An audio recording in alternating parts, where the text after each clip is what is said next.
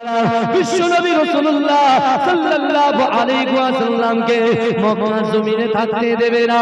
এ যুবকেরা, আবু জেহেল, আবু লাহাব, উতবা, শাইবা, শিবা, মুগীরা, খালিদ, এরা সকলে দারুন নাদওয়াতে বসে আল্লাহ রাসূলের মারার প্ল্যান করে। এ যুবকেরা, হে নবী পাকের উম্মতিরা, বিশ্বনবী রাসূলুল্লাহ সাল্লাল্লাহু আলাইহি ওয়াসাল্লাম মক্কার জমিনে যখন ইসলাম প্রচার করে, এ যুবকেরা, আমার দয়ার নবীকে বয়কট করা হয়েছিল। আমার দয়ার নবীকে শিয়াবে আবু তালিবে বন্দী করা হয়েছিল। এ যুবকেরা, আমার দয়ার নবী 1 বছর 2 বছর না 3টে বছর ধরে আল্লাহ রাসূলের সাহাবারা আল্লাহ রাসূলের সাথ দিতে গিয়ে গাছের পাতা পর্যন্ত খেয়েছে। এ যুবকেরা, মক্কা জমিনে ওই সকল কাফের নেতাগুলো সকল মানুষকে জানিয়ে দিয়েছে, যারা মুহাম্মাদের পিছনে নামাজ আদায় করে, যারা মুহাম্মাদের কলেমা পড়ে, যারা মুহাম্মদ মুস্তাফা সাল্লাল্লাহু আলাইহি ওয়াসাল্লামের কোরআন শুনে, না না না, তাদের সঙ্গে কোনো সম্পর্ক রাখা যাবে না, তাদের সঙ্গে কোনো বন্ধুত্ব রাখা যাবে না। তারা যদি টাকা দিয়ে, অর্থ দিয়ে কোনো মাল খরিদ করার চেষ্টা করে, তাদেরকে মাল সম্পত্তি কিছু দেওয়া হবে না। এ যুবকেরা, হে নবী পাকের উম্মতিরা, আমার আল্লাহ সব কিছু সহ্য করতে পারে, আমার দয়ার নবীর কান্না আমার আল্লাহ সহ্য করতে পারেন না। এ যুবকেরা, দারুন নাদওয়াতে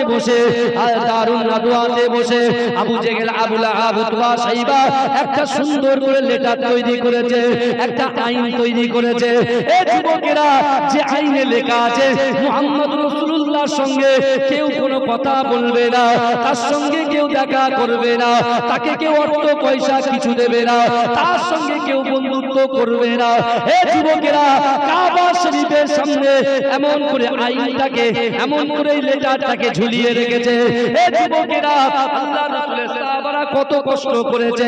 আল্লাহ রাসূলের সাহাবারা নিজের কাছে যেতে পারে না, নিজের সন্তানের মুখে অন্ন তুলে দিতে পারেন না।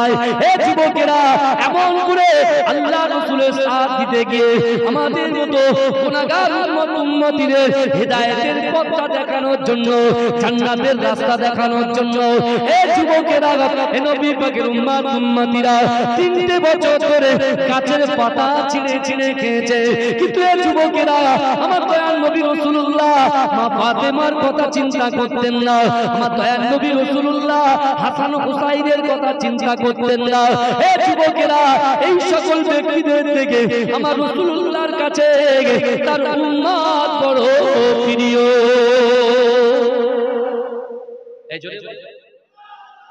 এই আমাদের বাড়িতে এসেছে, আপনার ঘরে এসেছে, আমাদের দোকানের তাকে সাজানো আছে, বাড়ির তাকে সাজানো আছে।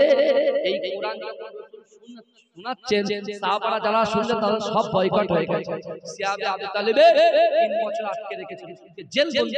আমাদের মধ্যে এটা হয়েছে। আগে জেল মানে কেমন, তার সাথে কোনো বাক্যলাপ করতে না।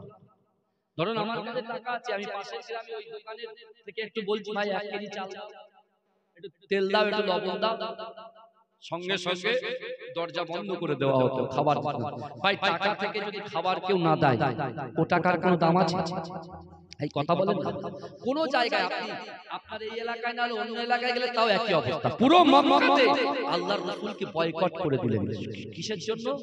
আকিমুস সালাত, নামাজ আদায় করার জন্য, আর রাসূল হিদায়াতের পথ দেখানোর জন্য। বুঝতে পারছেন? কিন্তু বিশ্ব নবী রাসূলুল্লাহ চোখের পানি আল্লাহ সহ্য করতে পারে? এই কথা বলেন না। রাসূলুল্লাহ দাদু আব্দুল মুত্তালিব যখন ইন্তেকাল করেছেন, চাচার হাতেই তো তিনি পুরোপুরি চাচা দেখভাল করে। একদিন হঠাৎ করে আল্লাহ আমার রাসূলকে বার্তা দিয়েছেন, হাবিব এই কাজগুলো হয়েছে, জান। আল্লাহ রাসূল সাল্লাল্লাহু আলাইহি ওয়াসাল্লাম চাচাকে বললেন, চাচা একটা কথা বলবো, ওরা যে একটা আইন পাস করেছে, যে আইনের লেটারটা কাবা শরীফে ঝুলিয়ে রাখা হয়েছে, আপনি গিয়ে দেখেন যেখানে যেখানে তারা আল্লাহর নাম লিখেছে, ওই আল্লাহর নামটা বাদ দিয়ে বাকি সব কিছু অদৃশ্য হয়ে গেছে। জোরে বলবেন, এই জোরে বলবেন না। তা গিয়ে বলছে, আবু তালিব গিয়ে বলছে, শুনেন, আবু জেহেল, আবু লাহাব, উতবা, শাইবা সবাইকে ডেকেছে, ডেকে বলছে, আমার ভাইপো কখনো জিন্দেগিতে মিথ্যা কথা বলে না। তোমরা যে আইনটা, তোমরা যে লেটারটা লিখে রেখেছো, ওখানে যে ওসিয়াত করেছো তোমরা যে মানুষ কার সাথে কি ব্যবহার করা হবে না হবে, তোমাদের এই কাগজটা কি একবারও দেখেছো? আজ 3 বছর তো হয়ে গেছে। বলছে না তো, আমাদের সময় নেই দেখা। বলে শোনো, আল্লাহর নাম বাদ দিয়ে বাকি সবটাই অদৃশ্য অর্থাৎ পোকায় খেয়ে নিয়েছে। জোরে বলুন না। বলে এটা হতেই পারে না।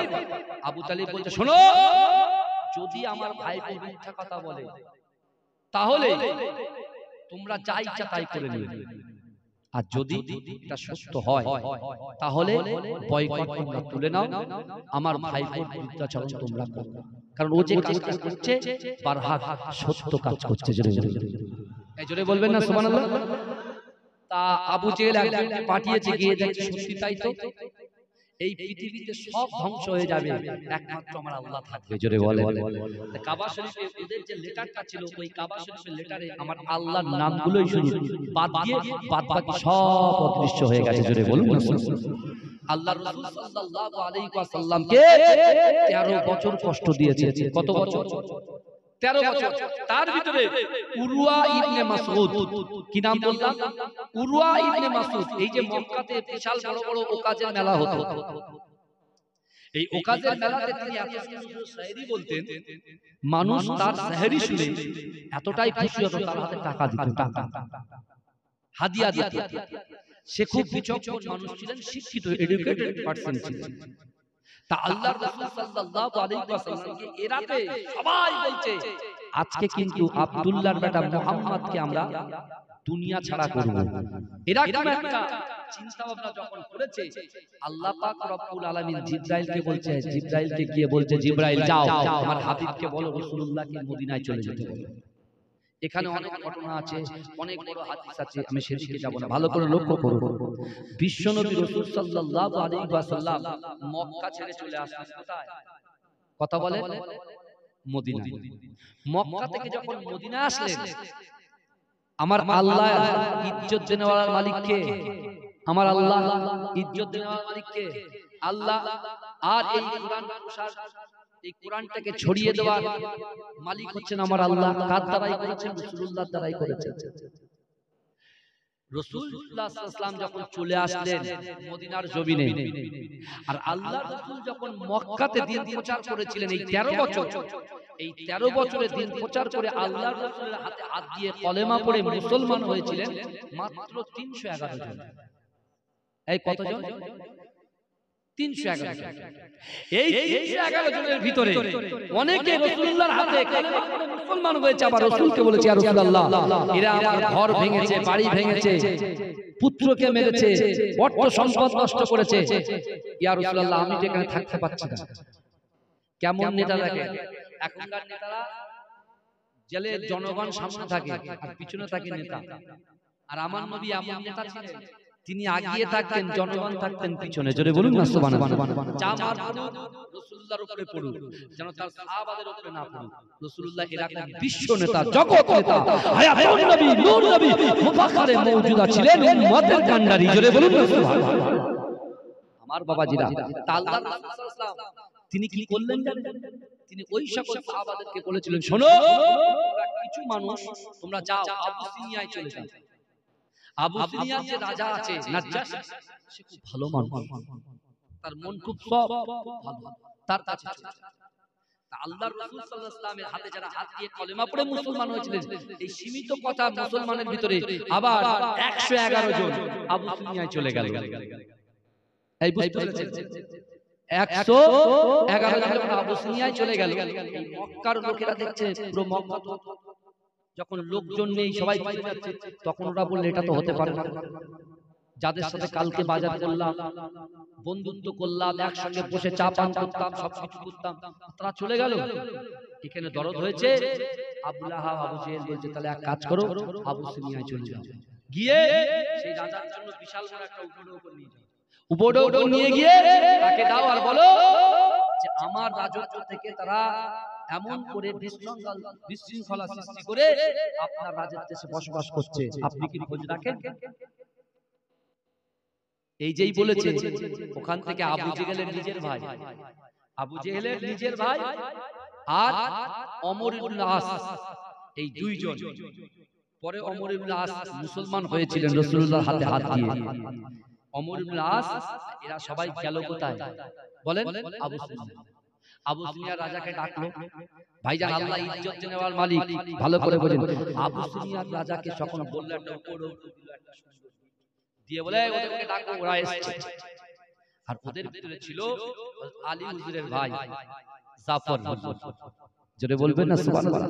ভাই 111 জনের ভিতরে আমার ভাই জানেরা, হে নবী পাকের উম্মতিরা, হে নবী দেবানারা, আবু জেহেল, আবু লাহাব, উতবা, সাইবা, শিবা যতবার চক্রান্ত করেছে কোরআনের বিরুদ্ধে, যতবার চক্রান্ত করেছে আমার রাসূলুল্লাহর নামাজের বিরুদ্ধে, হে যুবকেরা, আমার আল্লাহ পাক প্রত্যেক জায়গায় আমার রাসূলুল্লাহকে জয়ী করে দিয়েছে। জোরে বলে। আবু সুফিয়ান বাদশা যখন ডেকেছে, আবু সুফিয়ান বাদশা ডাকার পরে জাফর হুজুর কোরআন তেলাওয়াত করতে শুরু করেছে। যদি বলি জাফর হুজুর যখন কোরআন তেলাওয়াত করছে, আবু সুফিয়ান বাদশা নাজ্জাশী কোরআন শুনে ওই 111 জনের মহব্বত তার অন্তরে পয়দা হয়ে গিয়েছে। এই জন্য বলবেন না। এবার এটা গিয়ে বলছে, সাহেব তাহলে আমি এদেরকে নিয়ে যাই।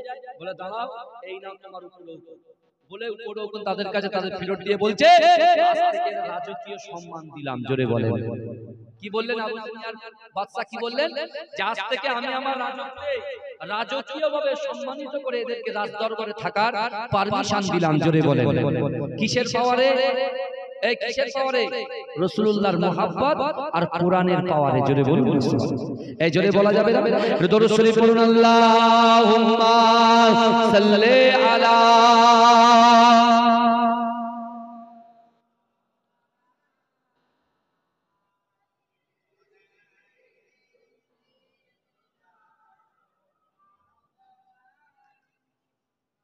ওরে ও ভূমি মদিনার ভূমি, ওরে ও মাটি মদিনার মাটি, দুই দিকে দুই সাথী হায়, বিছখানে আমার নবী জিন্দা শুয়ে রায়।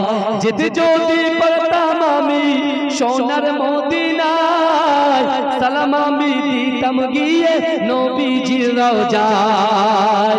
যেতে যদি পারতাম আমি সোনার মদিনায়, সালাম আমি দিতাম গিয়ে নবীজির রওজায়। মদিনার ধুলা পানি পাই যদি সামনে আমি, মদিনার ধুলা পানি পাই যদি সামনে আমি, মাতাম আমি পেলে পরে সুরমা বলে হায়, বিছখানে আমার নবী জিন্দা শুয়ে রায়, বিছখানে আমার নবী জিন্দা শুয়ে রায়। রওজাতে শুয়ে নবী কাঁদে যারে যার, পাপে ভরা গুনাহে ভরা উম্মত আমার। রওজাতে শুয়ে নবী কাঁদে যারে যার, পাপে ভরা গুনাহে ভরা উম্মত আমার। কিয়ামত দিনে নবী করবেন যে রোনা জারি, কিয়ামত দিনে নবী করবেন যে রোনা জারি, আল্লাহর দরবারে নবী পড়ে সেজদায়, বিছখানে আমার নবী জিন্দা শুয়ে রায়, বিছখানে আমার নবী জিন্দা শুয়ে রায়। আল্লাহুম্মা মাওলানা ওয়ালা আলাইহি।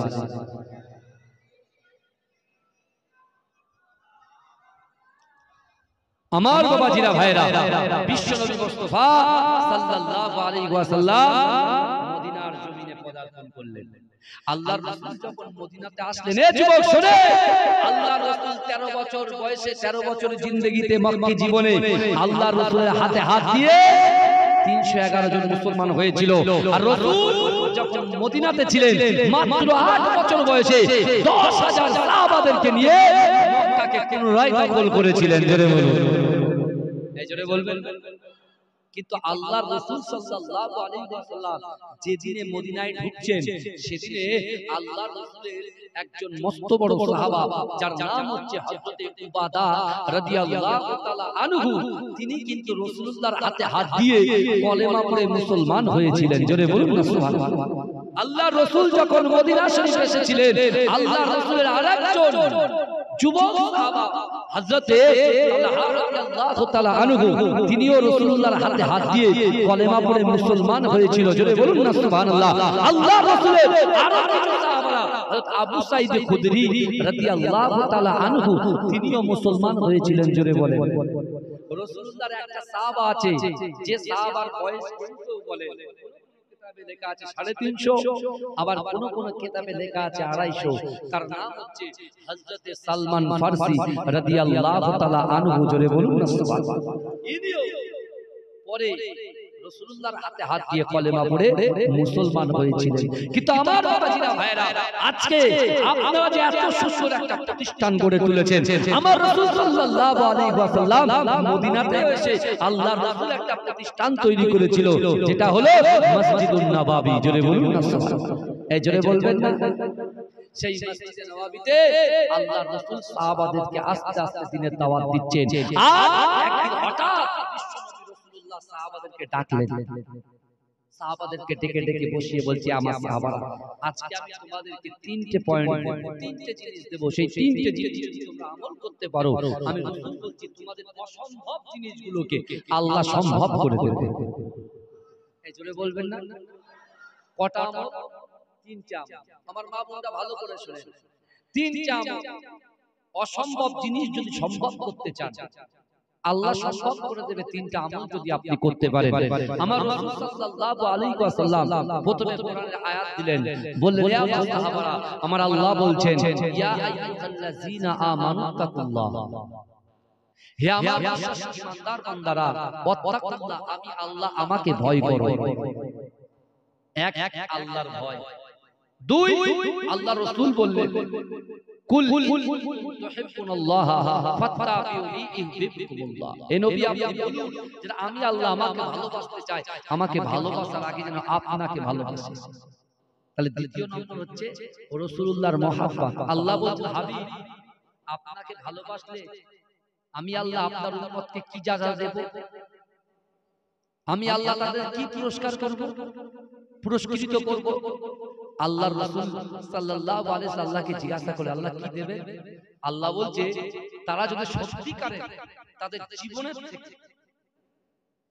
তাদের জীবনের থেকে লা ইউমিনু আহাদুকুম হাত্তা আকুনা আহাব্বা ইলাইহি মিন ওয়ালিদিহি ওয়া ওয়ালাদিহি ওয়ান নাসি আজমাইন। অর্থাৎ তাদের সন্তান সন্ততি, বাপ মা, স্ত্রী, পুত্র, কন্যা, বন্ধু বান্ধবী থেকে শুরু করে সবার থেকে এবং নিজের জীবনটার থেকে বেশি যদি আপনাকে ভালোবাসতে পারে, আমি আল্লাহ বলছি তাদের জিন্দেগি জীবনের সমস্ত রকম গুনাহ আমি আল্লাহ ক্ষমা করে দেব। এই জোরে বলবেন না? আমার ভাই জানেরা, হে নবী পাক উম্মতিরা, হে নবী দেওয়ানা, বিশ্ব নবী রাসূলুল্লাহ সাল্লাল্লাহু আলাইহি ওয়াসাল্লাম সাহাবাদেরকে বুঝাতে লাগলেন, হে আমার সাহাবারা, আমি রাসূলুল্লাহ তোমাদেরকে জানিয়ে দিলাম, ইজা মাতাল ইনসানু ইনকাতা আনহু আমালুহু ইল্লা মিন সালাসাতিন, ইল্লা মিন সাদাকাতিন জারিয়াতিন আও ইলমিন ইয়ানতাফাউ বিহি আও ওয়ালাদিন সালিহিন ইয়াদউ লাহু।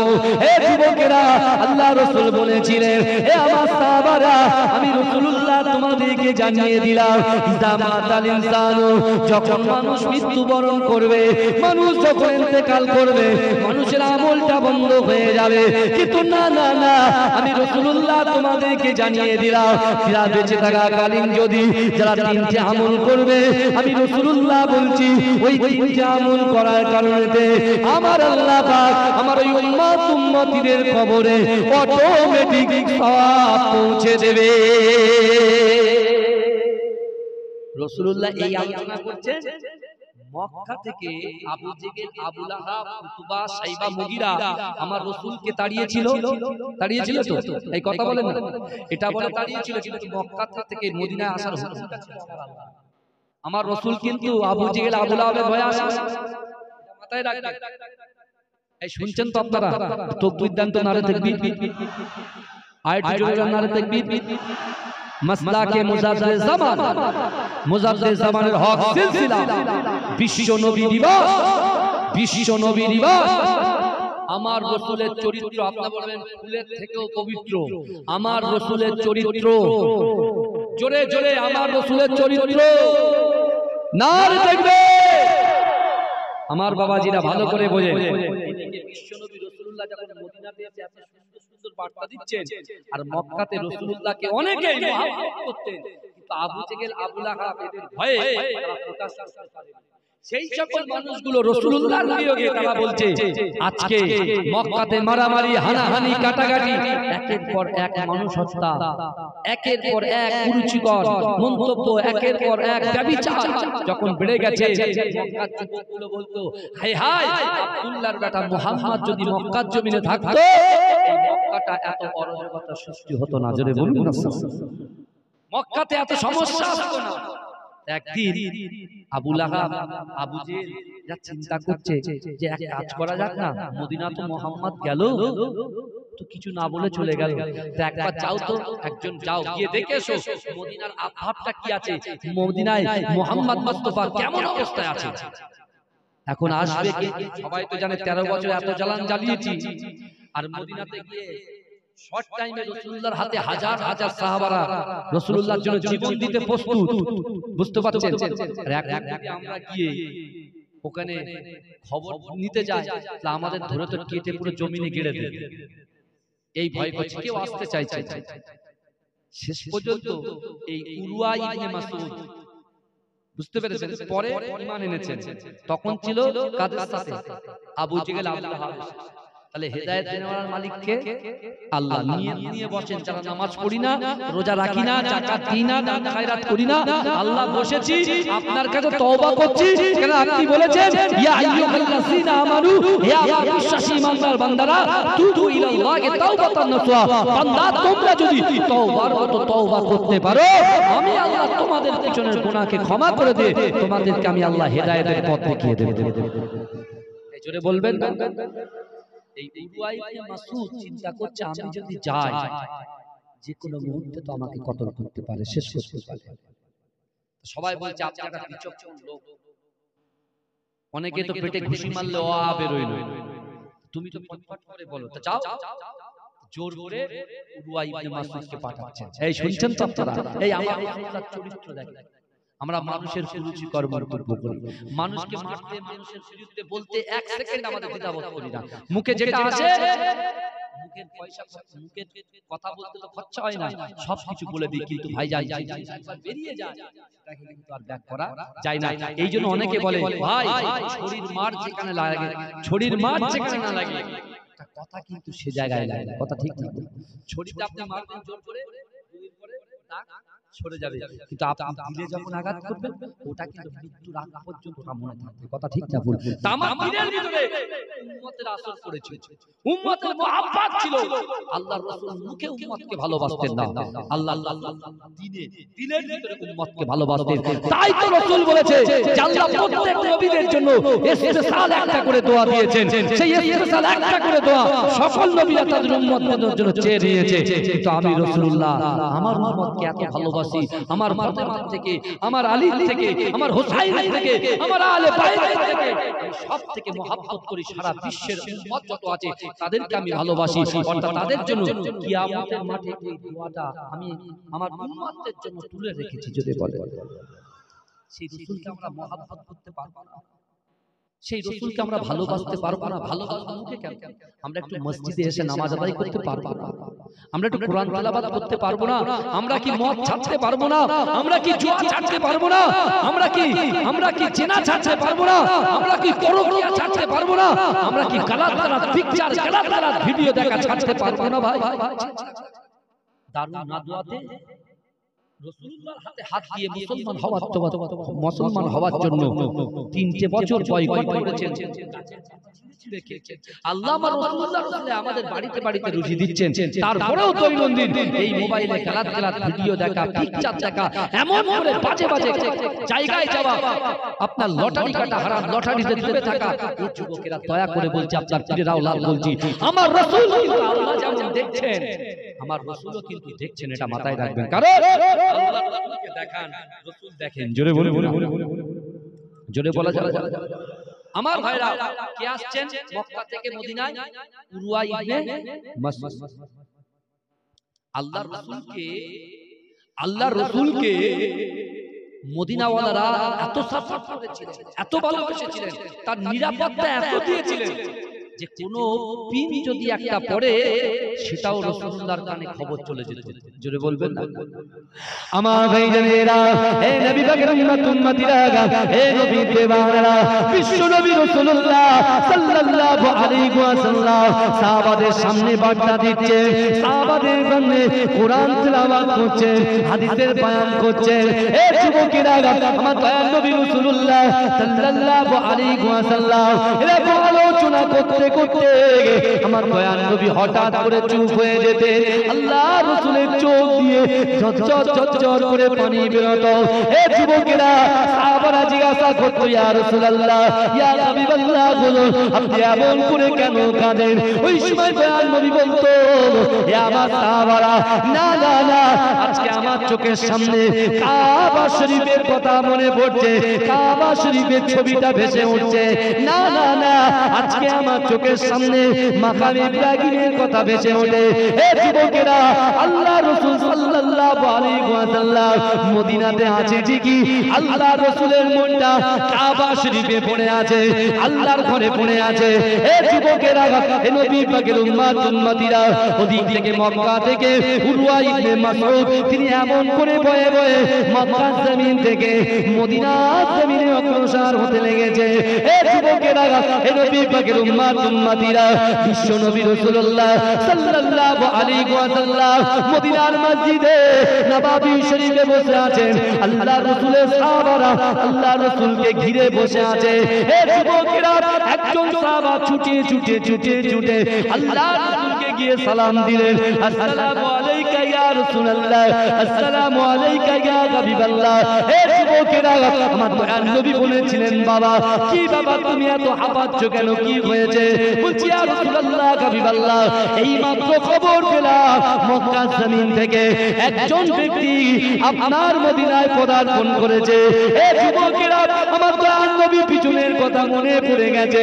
আল্লাহ রাসূল কাবা শরীফটা যখন তওয়াফ করতে, বিশ্ব নবী সেই কাবা শরীফের কথা আমার দয়াল নবী মনে পড়ে যায়, বাল্য জীবনের কথা আল্লাহ রাসূলের মনে পড়ে যায়। হে যুবকেরা, হে নবী পাকের উম্মতিরা, আল্লাহ রাসূল যখন মক্কা থেকে একজন ব্যক্তিকে মদিনায় আসার সংবাদ শুনেছে, আমার দয়াল নবী সাথে সাথে সাহাবাদেরকে বলতে লেগেছে, হে আমার সাহাবারা, চলো চলো চলো, হে আমার সাহাবারা, তোমরা সুন্দর করে বিছানা করো, মক্কা থেকে আমার একজন ভাই আসছে, মক্কা থেকে একজন মেহমান আসছে, তার যেন কোনো সমস্যা না হয়। হে যুবকেরা, হে নবী পাকের উম্মতিরা, আমার দয়াল নবী জনাবে মুহাম্মদুর রাসূলুল্লাহ সাল্লাল্লাহু আলাইহি ওয়াসাল্লাম তার চাদর মোবারক কানা নিজে পিছিয়ে দিলেন। হে যুবকেরা, উরওয়া ইবনে মাসউদ আস্তে আস্তে যখন এসেছে, উরওয়া ইবনে মাসউদকে দেখে আমার দয়াল নবী রাসূলুল্লাহ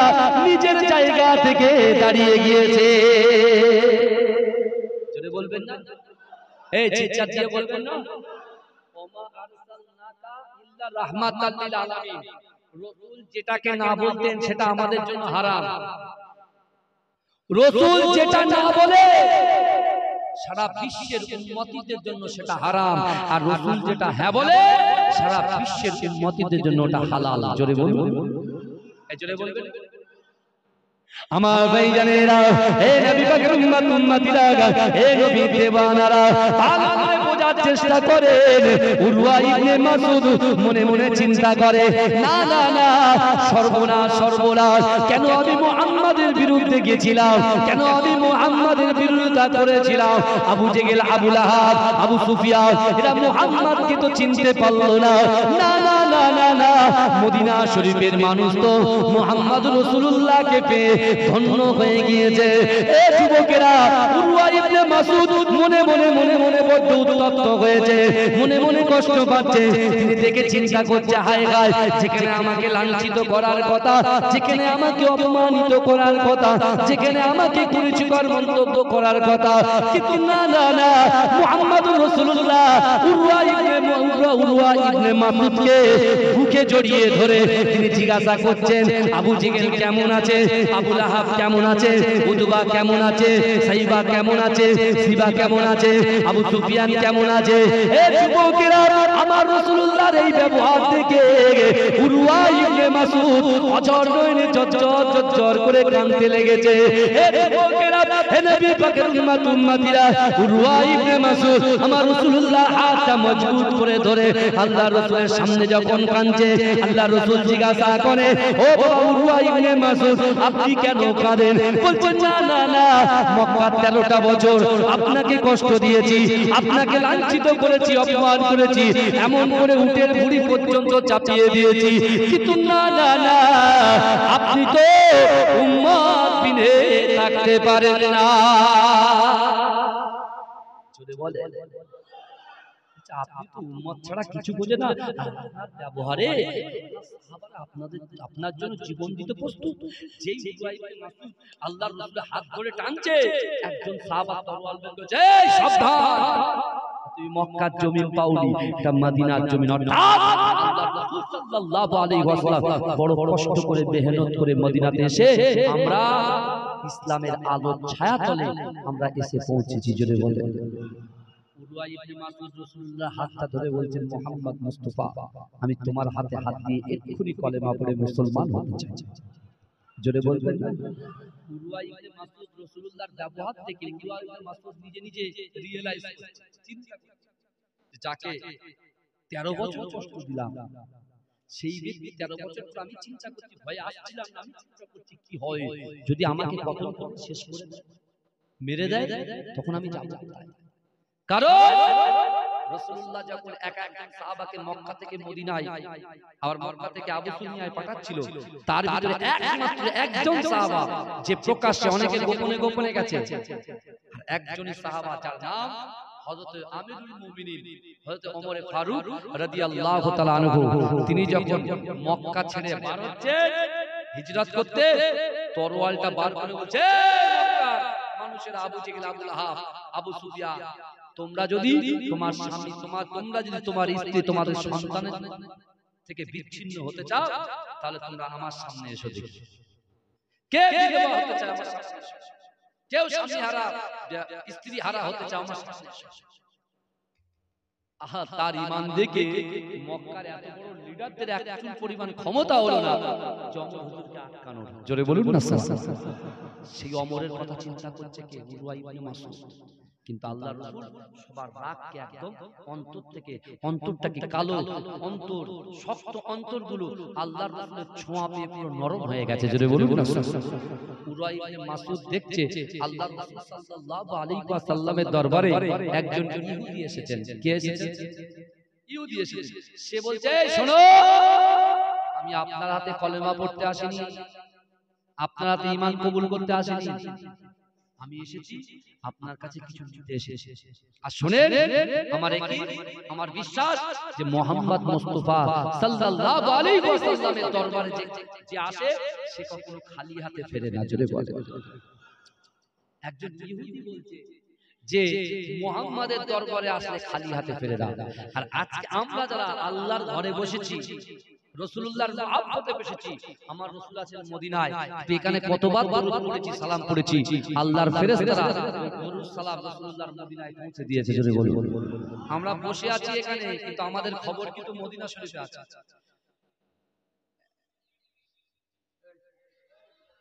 এ কি করছে বেটা? কারস চলছে, মাজরাটি পিছতে হচ্ছে।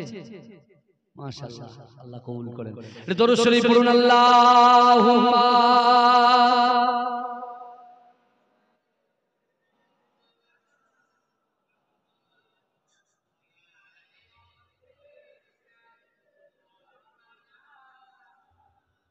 আমার বাবাজিরা ভাইরা, যে কথা আমি আপনাদেরকে বলছিলাম, উরওয়া ইবনে মাসউদ এসে দেখছেন কে এসেছে, একজন ইহুদি এসে সে বলছে যে মুহাম্মাদের দরবার থেকে খালি হাতে কেউ ফেরে না। আল্লাহর রাসূল প্রথমে আলোচনা করেছিল তিনটে জিনিস যার ভিতরে থাকবে তার অসম্ভব জিনিসকে আল্লাহ সম্ভব করে দেবে। যদি বলে এই আমার আওয়াজ বুঝতে পারছেন তো? কারোর অসুবিধা হয় না তো? রাসূলুল্লাহর জন্ম বৃত্তান্ত অনেক কিছু আপনারা জানেন। মা হালিমাতুস সাদিয়া ঘটনা তো আলহামদুলিল্লাহ আপনারা সবাই জানেন, তাই না? উনি এসেছিলেন দুর্বল উট নিয়ে। রাসূলুল্লাহ যখন উঠলো পুরো উটটা কি হয়ে গেল? চাঙ্গা হয়ে গেল। বাবাজি চাঙ্গা হয়ে গেল। ঠিক তাই, আল্লাহ আমাদেরকেও চাঙ্গা করে দেবে আজকে ইনশাআল্লাহ। এই সকল বলবেন ইনশাআল্লাহ। এখন সেই ইহুদি এসে বলছে আমাকে একটা উট দিতে হবে। আর রাসূলুল্লাহ সাহাবা হযরত উবাদা রাদিয়াল্লাহু তাআলা আনহু সে মসজিদে নববীতে বসে বসে দোয়া চাইছে যে আল্লাহ আমি তো আপনার হাবিবুল্লাহকে আমার জীবনের থেকে বেশি মহব্বত করি। আল্লাহ আপনাকে তো আমি ভয় করি, ভয় করি বলেই তো আমি গুনার কাজগুলো করি। আমরা ভয় করি তো নাকি? আল্লাহকে ভয় করি তো? তা আল্লাহকে যদি ভয় করি গুনার কাজ করি কেন বলেন? আমরা রাসূলকে ভালোবাসি। এই শুনেন না, কিছুদিন আগে রাসূলুল্লাহর নামে কুরুচিকর মন্তব্য করা হয়েছিল। রাসূলুল্লাহ সূরাত নিয়ে একদম একটা কার্টুন তৈরি করেছিল। আমার যুবকরা যারা নামাজি পড়ে না সারাক্ষণ মাচায় বসে থাকে, ওরা একদম কালো পট্টি বেঁধে কোমরে গামছা বেঁধে নেমে গেছে। যাই কি যাই না, তারাও তো ভালোবাসে রাসূলকে, ঈমান তো তাদের ভিতরে আছে। কিন্তু আমার ভাইরা এত কষ্ট যদি আমাদের লেগে যায়, তাহলে আসুন না আমরা মসজিদটাকে আবাদ করি, মাদ্রাসাকে আবাদ করি, খানকাটাকে আবাদ করি, পিতামাতার সাথে সদ্ব্যবহার করি, স্ত্রীর সাথে সদ্ব্যবহার করি, স্বামীর সাথে সদ্ব্যবহার করি, আমাদের কিনা বেচা ওঠা বসা ঘুম থেকে শুরু করে রাসূলুল্লাহর জিন্দেগি অনুযায়ী চলি। যদি চলতে পারি বিশ্বাস করেন এই গ্রাম থেকে বড় বড় আযাবকে আল্লাহ তুলে নেবে। জোরে বলুন না সুবহানাল্লাহ। বড় বড় আযাব থেকে আল্লাহ আমাদেরকে বাঁচাবে। কারণ নবী ইউসুফ আলাইহিস নবী ইউনূস আলাইহিস সালাতু ওয়াস সালাম তিনি যখন তার উম্মতকে বলেছিলেন এই শোনো তোমরা আল্লাহকে আল্লাহ বলে মানো, আমাকে নবী বলে মানো, আর আমি যে কথাগুলো বলছি এই কথাগুলো তুমি শোনো। ইউনূস নবী তিনি বাড়িতে থাকতেন, আর ইউনূস নবীর উম্মতদের একটা আদত ছিল। ওদের একটা আদত ছিল কি জানেন? দৈনন্দিন গোসল করবে সকালবেলা, এসে ইউনূস নবীর বাড়িতে এসে ইউনূস নামে কুরুচিকর গালাগালি কুরুচিকর মন্তব্য করে তার আওয়াজ চলে যায়। তাই ইউনূস আলাইহিস সালাতু ওয়াস সালাম আল্লাহকে বলছে আল্লাহ আমার দ্বারা আর অসম্ভব, আর হবে না, আপনি এদের উপরে গজব পাঠান, আযাব পাঠান। আল্লাহ পাক ইউনূস আলাইহিস সালাতু ওয়াস সালাম কে বললেন যাও 3 দিন পরে ওদের আযাব হবে, 3 দিন টাইম দিলাম, সুযোগ দিলাম, 3 দিন সুযোগ দিলাম তোমার উম্মতের, যদি ওরা শুধরে যায়, সংশোধন করে নেয়, তওবা করে নেয়, আমি আল্লাহ maaf করে দেব আযাব। 3 দিন বলল, কেউ মানল না। ইউনূস আলাইহিস সালাতু ওয়াস সালাম মনে মনে ভাবছে তাহলে আযাব হবে তো আমার উপর যদি হয়ে যায়। উনি বেরিয়ে গেলেন। এবারে আযাব যখন শুরু হবে, অর্থাৎ তার কিছুটা আগে ওই সব তার উম্মতেরা ইউনূস নবীর বাড়িতে সকালবেলা এসে দেখছেন ইউনূস নবী নেই, ঘাবড়ে গেছে সব উম্মতরা, সব ঘাবড়ে গেছে। কি হবে এবারে, কি হবে? আমরা ইউনূস নবীকে তো গালিগালাজ করতাম, কুরুচিকর মন্তব্য করতাম, বাজে ব্যবহার করতাম, ওরা সবাই মিলে বলছে দেখ নিশ্চয়ই আযাব আসবে বলে আমাদের ছেড়ে চলে গেছে। ওরা তখন আল্লাহর কাছে কি করেছেন? এই বলেন ক্ষমা চেয়েছেন যে আল্লাহ ভুল করেছি, আল্লাহ জেনা করে ফেলেছি, আল্লাহ সুদ খেয়ে ফেলেছি, আল্লাহ হারাম খেয়ে ফেলেছি, আল্লাহ পরকিয়া হয়ে গেছে, আল্লাহ জিনা হয়ে গেছে, সুদ খাওয়া হয়ে গেছে, আল্লাহ পিতা মাতাকে কষ্ট দেওয়া হয়ে গেছে, আল্লাহ আর দেব না কষ্ট, আল্লাহ আপনি ক্ষমা করে দিন। আল্লাহ পাক ক্ষমা করে দিলেন। জোরে বলবেন না সুবহানাল্লাহ। আল্লাহ আযাব তুলে নিলেন। এবারে ইউনূস নবীর কাছে খবর চলে আসলো। ইউনূস নবী আল্লাহকে জিজ্ঞাসা করেছিলেন যে আল্লাহ কি ব্যাপার বলেন তো? আল্লাহ বলছে ইউনূস আমি হচ্ছে গফুরুর রাহিম। আমার রাসূল বলেছেন দোয়া মানুষের তাকদীর পরিবর্তন করে। জোরে বলুন। দোয়া মানুষের কি পরিবর্তন করে? তাকদীর। আগামী কাল আমার মৃত্যু হবে, ভালো করে বোঝেন বাবাজি, আগামী কাল সকাল 10টার সময় আমার মৃত্যু হবে। আপনারা এতগুলো মানুষ দোয়া করছেন, আল্লাহ অমুক বান্দার হায়াতকে বাড়িয়ে হায়াত দারাজ করেন, আল্লাহ অমুক বান্দার এই করে।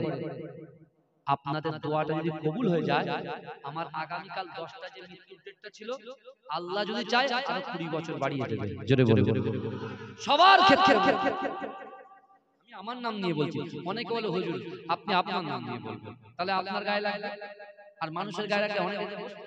কিন্তু আলহামদুলিল্লাহ একটা সুন্দর মাহফিল, সুন্দর একটা জায়গা তৈরি হয়ে গেছে, কারণ এই জায়গায় আল্লাহর ফেরেশতারা অগণিত ফেরেশতারা আমাদের সাথে বসে আছে। জোরে বলুন, এই জোরে বলবেন না? উরওয়াই সুস্থ দেখে রাসূলুল্লাহ সাহাবারা সব বসে আছে, আর উবাদা বলছে আল্লাহ আমি আপনাকে ভয় করি, রাসূলকে মহব্বত করি, ভালোবাসি। যারা রাসূলকে ভালোবাসে না, মহব্বত করে না, তাদেরকে আপনি উটের পর উট তাদেরকে দিচ্ছেন। তারা বড় বড় মালিক, উটের মালিক, এর মালিক, ব্যবসার মালিক, জমিনের মালিক। তা আল্লাহ আমি উবাদা রাসূলুল্লাহকে ভালোবাসি, আমি কি উটের মালিক হতে পারবো না?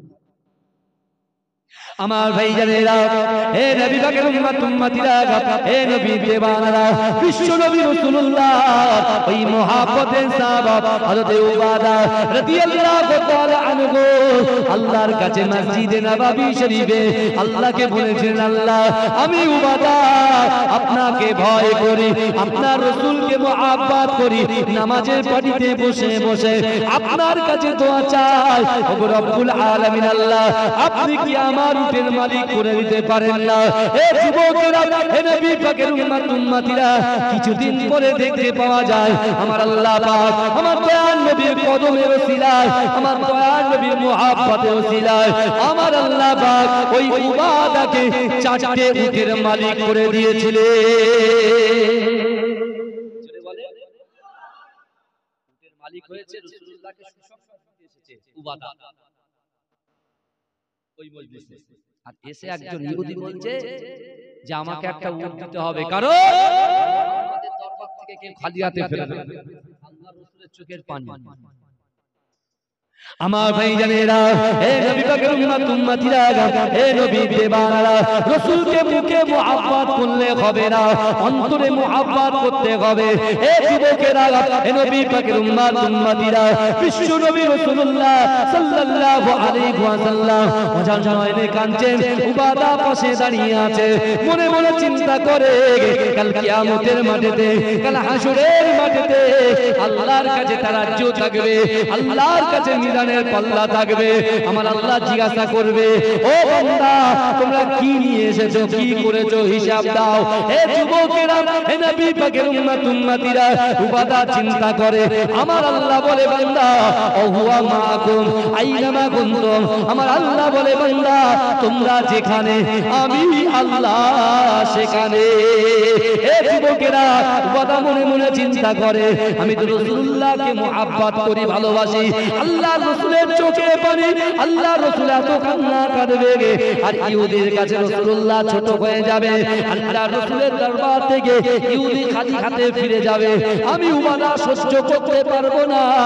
হে যুবকেরা, উবাদা রাসূলুল্লাহর কাছে গেলেন, আল্লাহর রাসূলের চোখের পানিটা মুছিয়ে দিলেন। হে যুবকেরা, আল্লাহর রাসূলকে উবাদা বলতে লাগলে, ইয়া রাসূলুল্লাহ, হাবিবাল্লাহ, না না না আপনি কাঁদবেন না, কাঁদবেন না, আমি উবাদা আপনার মুহাব্বতে, আপনার ভালোবাসায় আল্লাহ পাক 4টে উটের মালিক করেছিল, 4টে উট আমাকে দান করেছিল, ওই 4টে উটের ভিতর থেকে আপনার মুহাব্বতে, আপনার ভালোবাসায় একটা উটকে এই ইহুদিকে আমি দান করে দিলাম।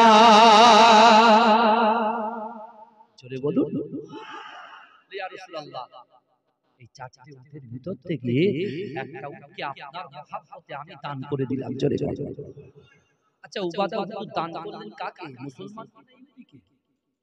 আল্লাহ বলছে, বান্দা ও আম্মা সাইলা ফালা তানহার, ও আম্মা সাইলা ফালা তানহার, যদি কোনো মানুষ কোনো মানুষের কাছে হাত পায়, ওই হাতটাকে তোমরা কখনো ফেরত দিও না। হে যুবকেরা, হে নবী পাকের উম্মতিরা, আজ থেকে 1500 বছর আগে বিশ্ব নবী রাসূলুল্লাহ সাহাবাত হযরত উবাদা যখন ওই উটটাকে দান করেছিলেন, হে যুবকেরা, আল্লাহর রাসূল তখন উবাদাকে জড়িয়ে ধরলেন, আল্লাহ রাসূল উবাদাকে জড়িয়ে ধরে বললেন, ও বাবা উবাদা, না না না, আমি রাসূলুল্লাহ চামড়া চোখে দেখতে পাচ্ছি বাবা। তুমি এক হাত দিয়ে তোমার উটখানা নিয়ে যে লোকের কাছে তুমি দান করে দিলে, আল্লাহ আমাকে চামড়া চোখে দেখাচ্ছে। আমি আল্লাহ পাক, আমি রাসূলুল্লাহর ওসিলায় 8টা জান্নাতকে সৃষ্টি করেছে। ওই 8টা জান্নাতের ভিতরে সবচাইতে বড় জান্নাত জান্নাতুল ফেরদাউসটা তোমার জন্য আল্লাহ খুলে দিয়েছে। জোরে বলে, একটা মাত্র হঠাৎ করে দিয়েছে, হঠাৎ জান্নাত পেয়ে গেছে, অর্থাৎ আল্লাহ তকদির পরিবর্তন করে দিয়েছে। জোরে বলুন, এই জোরে বলা যাবে না ভাই? আজকে সত্যি কথা বলছি, এত সুন্দর পরিবেশ দেখে আমার এতটাই ভালো লাগছে, এতটাই ভালো লাগছে যে আমি এত জায়গায় তো প্যান্ডেলও এত বড় হয়, মসজিদ এত বড়। আমার যোগ্য ইমাম সাহেব ভাই, মহব্বতের ভাই বলছে এখনো কিছু না আছে, তখন আরো বাড়াবে, বাড়ানো আছে। কি অবস্থা, ফুটবল খেলার মাঠ হয়ে গেছে, বুঝতে পারছেন? মাশাআল্লাহ, এরকম তো হওয়া উচিত, এই এরকম তো হওয়া উচিত নাকি? আল্লাহ কবুল করেছে, কে জোরে বলুন না সুবহানাল্লাহ। এই যাদের দান এই ইটেতে দেওয়া আছে, কেউ যদি 8 আনা 20 নিয়া 4 আনা আগেকার পয়সা 1 টাকা 2 টাকা 5 টাকা 10 টাকা 20 টাকা যদি খোদার কসম দিয়ে থাকে, আমি একটু জাজবাতে কসম খাই বলে বাংলাদেশের একজন বক্তা আমাকে ফোন করে বলেছিলেন, হুজুর একটা কথা বলবো। ভাই বলে, বাংলাদেশ থেকে ফোন করেছে, বলে ভাইজান একটা কথা হলো, কিছু মনে করবেন না? তাহলে বলে, বলে ভাইজান আপনাকে খুব ভালো লাগে। আচ্ছা আলহামদুলিল্লাহ, আপনাকে আমার ভালো লাগে। বলে ভাইজান আপনি কসমটা খাবেন না। আমাকে বলেছিল আপনি কসম খাবেন না। আমি খুব আগে বলতাম খোদার কসম, খোদার কসম, তা যাচাই চলে আসে। আমি বলছি বিশ্বাস করে, এই গ্রামের কারো 10 টাকা যদি এই মসজিদে থাকে আর সে যদি কবরে যায়, কিয়ামত এই মসজিদটা যতদিন থাকবে তার উপরে অটোমেটিক সওয়াব যাবে।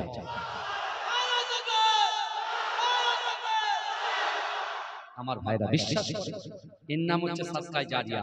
উরুয়াই মাসুম সব দেখছে, ওর সামনেই ঘটছে, আরো অনেক অনেক অনেক অনেক অনেক। কিন্তু আমার বাবাজিরা, আল্লাহর কোরআন বলছে ইন্নাল্লাহা লা ইউগাইয়িরু মা বিকাউমিন হাত্তা ইউগাইয়িরু মা বিআনফুসিহিম। আল্লাহ বলছে বান্দা, যে জাত যে কওম নিজে পরিবর্তন হওয়ার চেষ্টা করে না, আমি আল্লাহ ওই জাতি ওই কওমকে কখনো জন্য পরিবর্তন ঘটাই না। এখানে অনেকে বেনামাজি বসে আছে আমি জানি, কিন্তু সেই সকল ভাইদেরকে বলছি, এখানে অনেকে মানুষ বসে আছি যারা যাদের উপর যারা জেনাও করে এসেছি, আমি তাদেরকেও বলছি বিশ্বাস করে সাবধান হন। আপনি জেনা করেছেন ঠিক আছে, আপনি সুদ খেয়েছেন ঠিক আছে, আপনি হারাম খেয়েছেন ঠিক আছে, আপনি দৈনন্দিন ঘুমানোর আগে গালাত গালাত পিকচার ভিডিও না দেখলে আপনার ঘুম হয় না, আজ পর্যন্ত ঠিক আছে। তা আল্লাহ কোরআনে জানিয়ে দিচ্ছেন, রাসূল বলেছেন তুবু ইলাল্লাহি তাওবাতান নাসুহা। আল্লাহর কোরআন রাসূল পড়ে শুনিয়েছেন, আল্লাহ বলছে বান্দা তোমরা যদি তওবার মতো তওবা করতে পারো, জিনা, সুদ, ব্যভিচার, অত্যাচার, খারাপ কাজ, আমি আল্লাহ কি করব? পেছন থেকে সব ডিলিট করে দেব। জোরে বলে, সব মুছে সাফ করে দেব। জোরে বলে, আজকে সেই রাসূলুল্লাহর কলিজার মহব্বতে ভালোবাসা, ভাইজান এই মসজিদে দেখেন পানি ঢুকে যাচ্ছে।